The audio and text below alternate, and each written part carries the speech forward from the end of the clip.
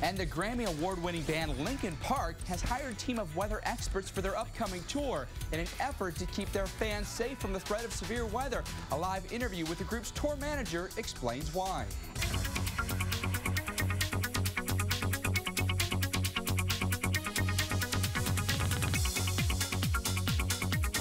We got some pretty cool stories for you.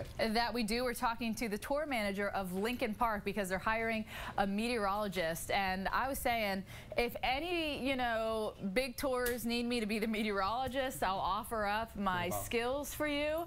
Well, a group of meteorologists are going to help them out. This is, of course, because of the Indiana stage collapse. It seems like it might be a preemptive strike after what happened with Sugar Land last year in Indiana during the state fair and the thunderstorm there. So we're going to talk to them coming up this morning. Also, scientists now say... And of course, severe weather has been taking its toll, it seems like, on concerts and outdoor festivities. It certainly has been of late, and a high-profile rock band is making weather information, believe it or not, their opening act. Linkin Park has hired meteorologists to give them specific storm reports for their concert venue. Jim Digby is the production manager for the Grammy Award-winning band. He joins us live from Burbank, California this morning. Jim, it is good to talk to you. What led the group to actually decide to hire meteorologists for their tour this go-round? Well, certainly on the heels of last year's tragic events in Indiana, there's a heightened sense of concern across the industry. And, Linkin Park as a band has always had safety as the first and foremost priority throughout their journey, their 12-year journey. And I went through a severe weather training program at Norman, Oklahoma at the National Weather Center and met the folks at Weather Decision Technologies, and that's how we came to meet and came to move forward. Jim, very impressive that you went through that training. So at what point are you going to call off a show? Do you guys have guidelines for that right now?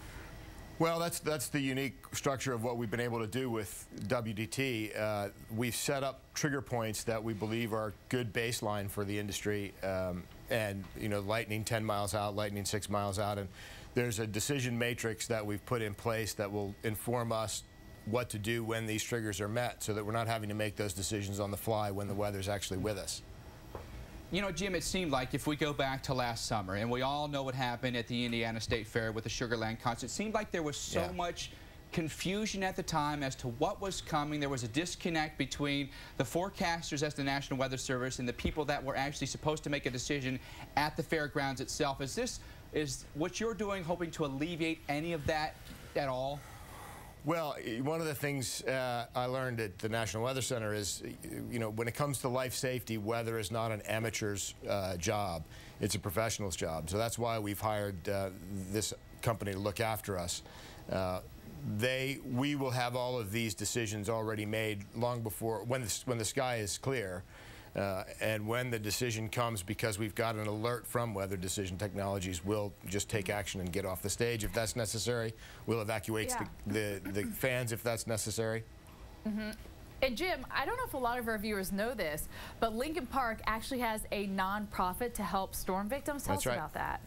That's right. That's Music for Relief. That was formed on the heels of the Banda Aceh tsunami. The band felt driven to go ahead and do something about that, and Music for Relief has had a good run now where we're helping victims in Haiti. We're in the Power of the World campaign, putting solar-powered light bulbs in Haiti for people to see after dark.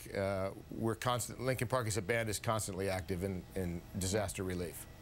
Well, doing a great thing, we think, this year with their new teaming up with meteorologists. Well, Jim Digby, appreciate your time this morning. Best of luck out there on the tour. Have a great tour, and thanks for joining us so early too. By the way, he's in LA. Early out there in California, but something very cool from the band. And Linkin Park, they tend to have a little fun and perform late, so definitely very early. Those guys can rock, can they not? Still to come, how your